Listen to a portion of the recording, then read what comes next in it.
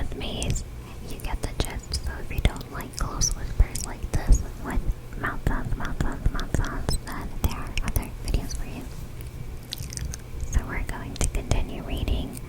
We stopped at page 18. So we're going to carry on from 19. I engaged the high beams. Light washes over a parking lot where street lamps have toppled everywhere like spiked matchsticks. Beyond a sprawling structure looms the brick facade of the time-ravaged building is flanked by huge cylindrical tanks and a pair of 100-foot smokestacks spearing the sky. What is this place, I ask. I put it into park and turn it off. I bring the car to a stop, shift the gear, and punch off the engine. It becomes deadly silent. What is this place, I ask again. What are your plans Friday? What are your plans Friday? Excuse me. A sharp blow to the side of my head sends me into a slump.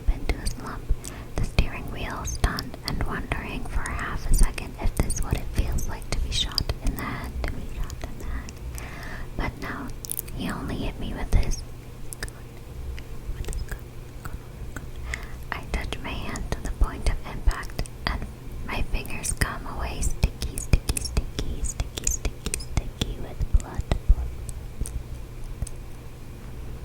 Tomorrow, he says. What do you have scheduled for tomorrow? Tomorrow. It feels like a foreign concept. I'm giving a test to my PHYS 3316 class. What else? That's it. Take off all your clothes. I look in the rearview mirror. Why the hell does he want me naked? He says. If you wanted to try something, you should have done it while you had the control of the car. From this moment forward, you're mine. Now take your clothes off. And if I have to tell you again, I'm going to make you bleed a lot. I unbuckle my seatbelt. I unzip my gray hoodie and shrug my arms out of the sleeves. I cling to a single shred of hope. He's still wearing a mask, which means he doesn't want me to see his face. If he were planning to kill me, he wouldn't care if I could identify him. Right. I unbutton my shirt. Shoes, do I ask? Everything. I slip off my running shoes and my socks. I slide down my socks and boxer shorts down my legs. Then my clothes. Every last thread sits in a pile in front of the passenger seat. I feel vulnerable, exposed, weirdly ashamed. What if he tries to R-word me? Is that what this all is about? He sets a flashlight on the console between the seats. Out of the car, Jason, I realize that I see the interior of the Navigator as kind of a lifeboat. As long as I stay inside.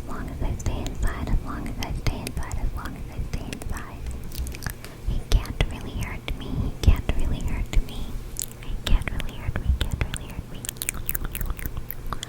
He won't make a mess in here. Jason. My heart is heaving. I'm starting to hyperventilate. Black spots detonating across my field of vision. I know what you're thinking, he says. I can hurt you just as easily. Inside the car, I'm not getting enough oxygen and I'm starting to freak out, but I manage to breathlessly say, PS,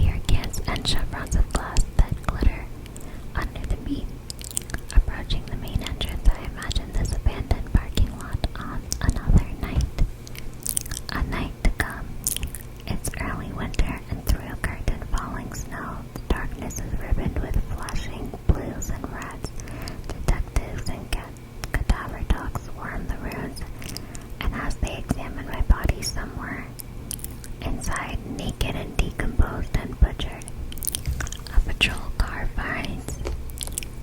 A patrol car parks in front of my brownstone in Logan Square. It's 2 in the morning and Daniela comes to the door in a nightgown. I've been missing for weeks and she knows in her heart I'm not coming back. Thinks she's already made peace with the brutal fact, but seeing these young police officers with their hard-sober eyes and a dusting of snow on their shoulders and visored caps. Wow, that's so sad. And wild-haired, asking, is it about Dad? Is it about Dad? Is it about Dad? Wait, guys, I just skipped the whole sentence. Dusting of snow, blah blah blah. Oh, which they shove respectfully under their arms. It's all finally breaks. Something inside of her she didn't know was still intact. She fell to her knees, liquefied, her strength giving way as she sinks onto the doormat.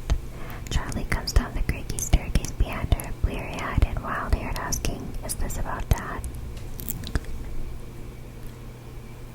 As we close in on the structure, 2 words reveal themselves on the faded brick above the entrance. The only letters I can make out spell Kako Power, Kako Power, Kako Power.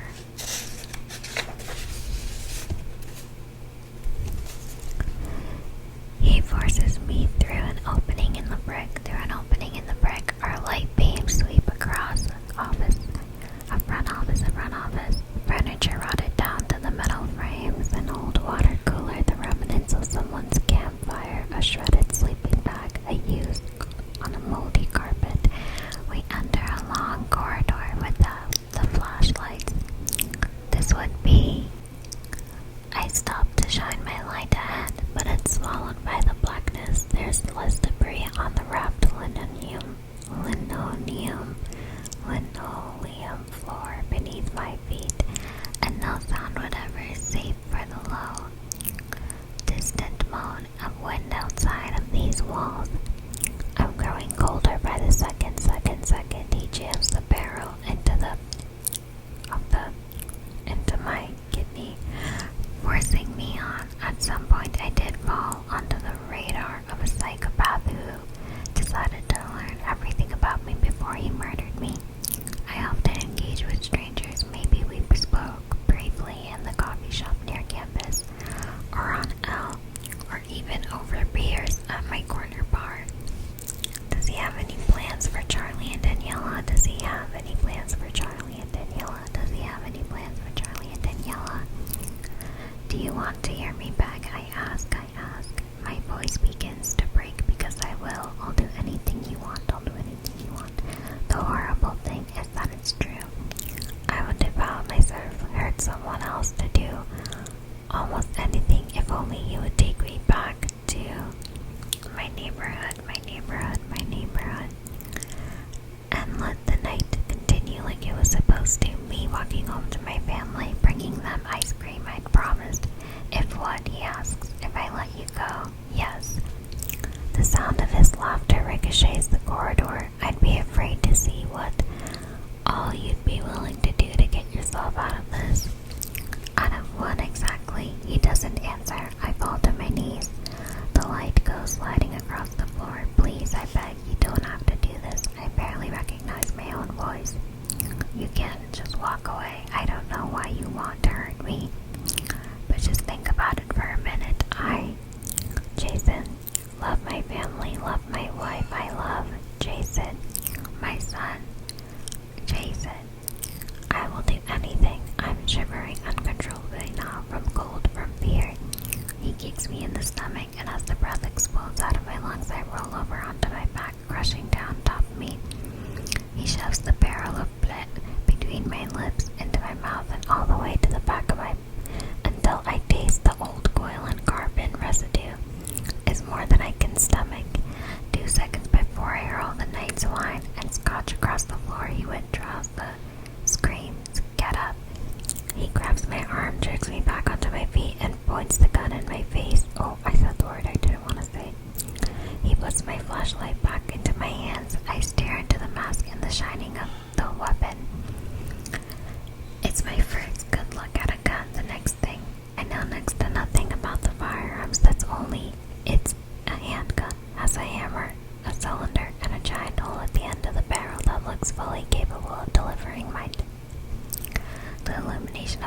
flashlight lends a touch of copper to the point of the bullet aimed at my face. For some reason, I picture this man in a single-room apartment, loading rounds into cylinders, preparing to do what he's done. I'm going to look here, maybe right now.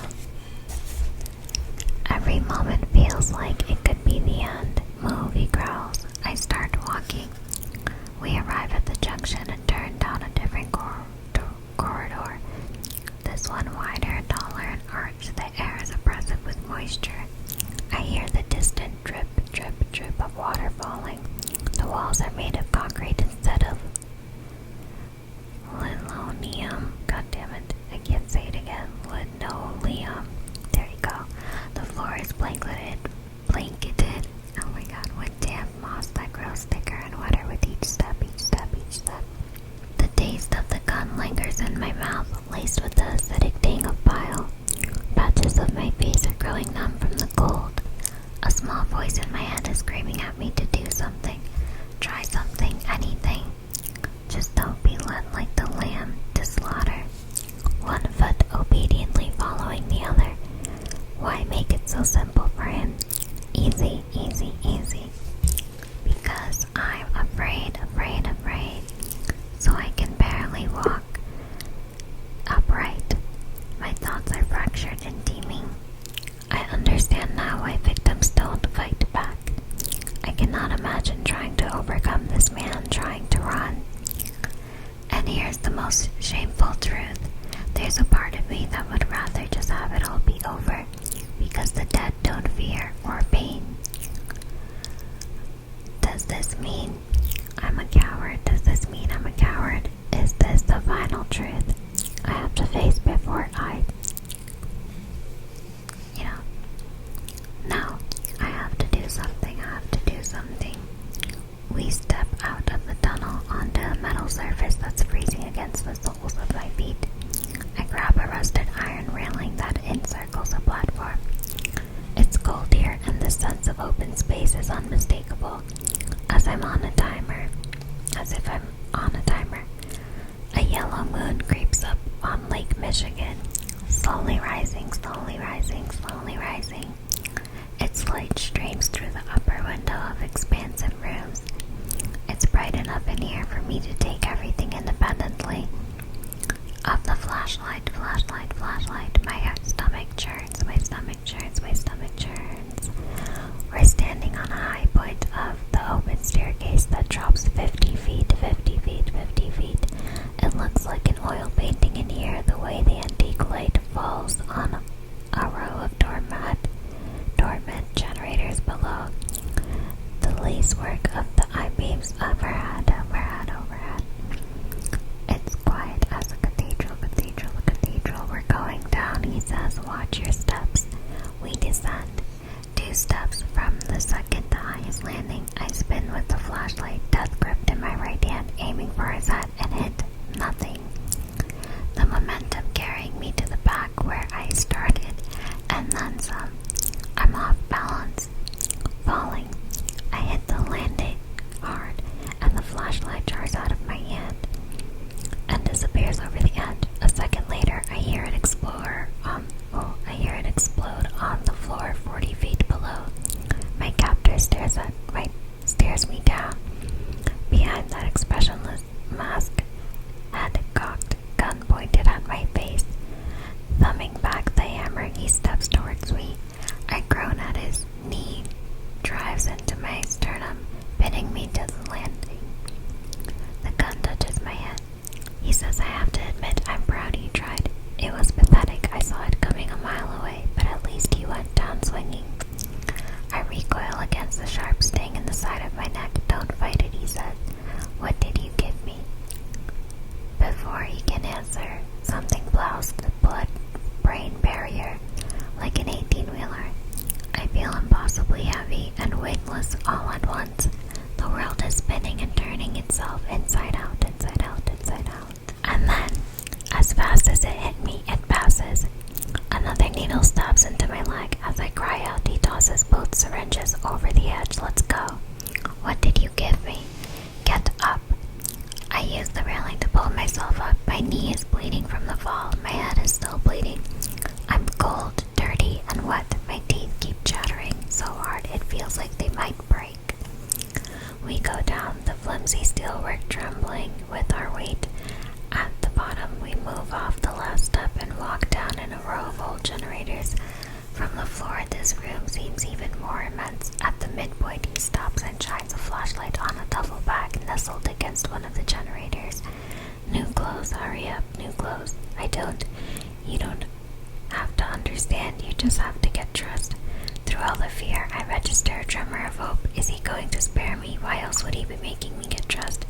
Do I have a shot at surviving this? Who are you? I ask. Hurry up, you don't have much time left. I squat by the duffel bag. Clean yourself up first. There's a towel at the top which I use to wipe the mud off my feet and the blood off my knees and face. I pull a pair of boxer shorts and jeans that fit perfectly. Whatever he injected me with, I think I can feel it in my fingers now. A loss of dexterity as I fumble with the buttons on a plaid shirt. My feet effortlessly slide into a pair of expensive leather slip-ons. They fit as comfy as the jeans. I'm not cold anymore. It's like there's a core of heat at the center of my chest, radiating out through my arms and legs. The jacket, too. I lift a black leather jacket from the bottom of the bag and push my arms through the sleeves. Perfect, he says. Now have a seat, have a seat, have a seat. I ease down against the iron base of the generator. It's a massive piece of machinery the size of a locomotive engine. He sits across from me, the gun trained casually in my direction. Moonlight is filling this place, reflecting off the broken windows high above and sending a scatter of light that strikes. Tangles of cable, gears, pipes, levers, and a pulley. Instrumental panels covered with cracked gauges and controls. Technology from another age. I ask, what happens now? We wait. For what?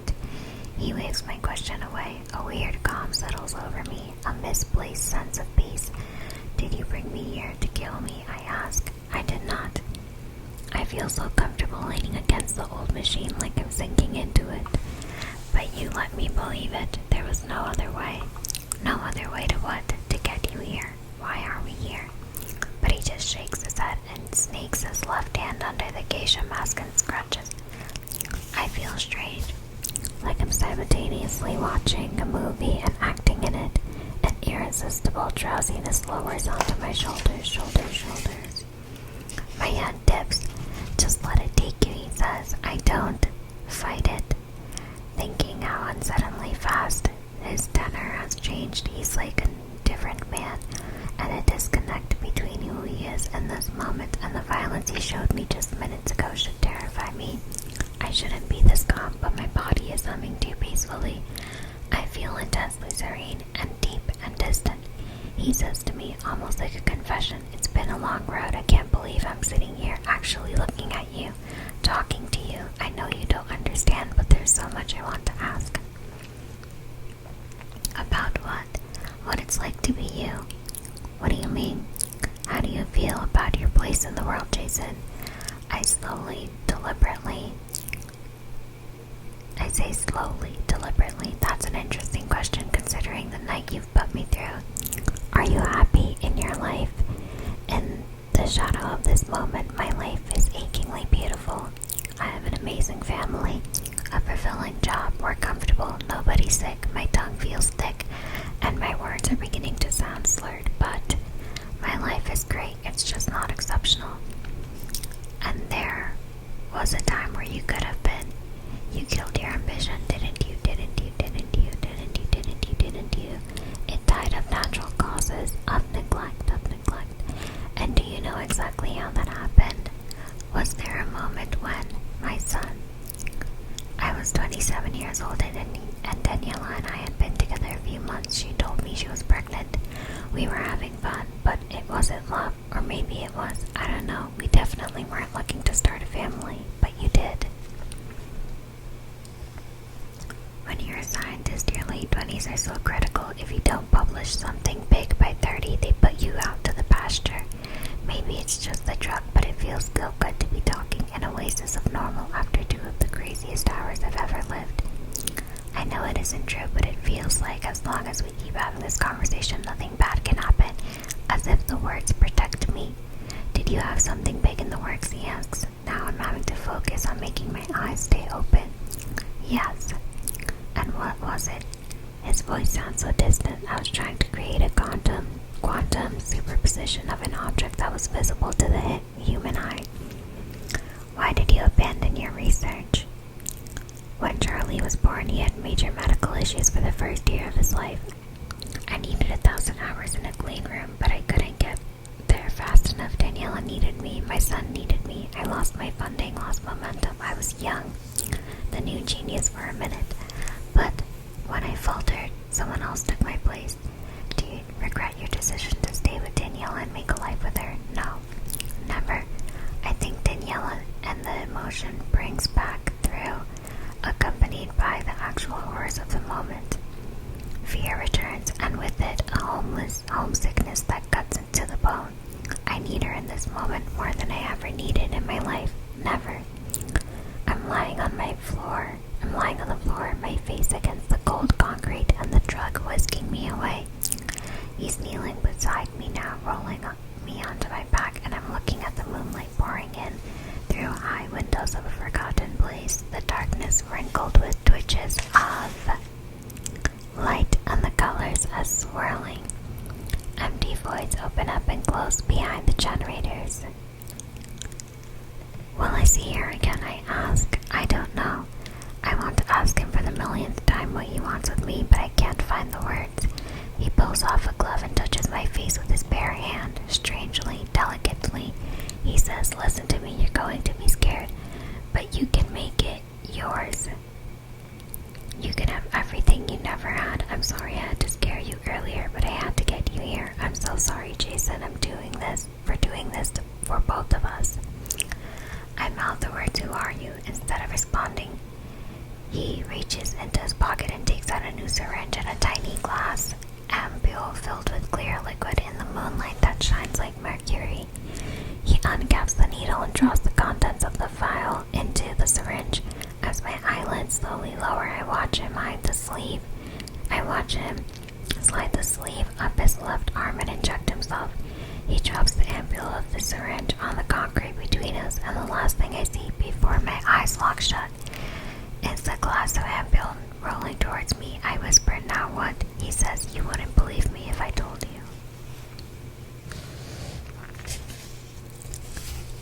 I hope you guys enjoyed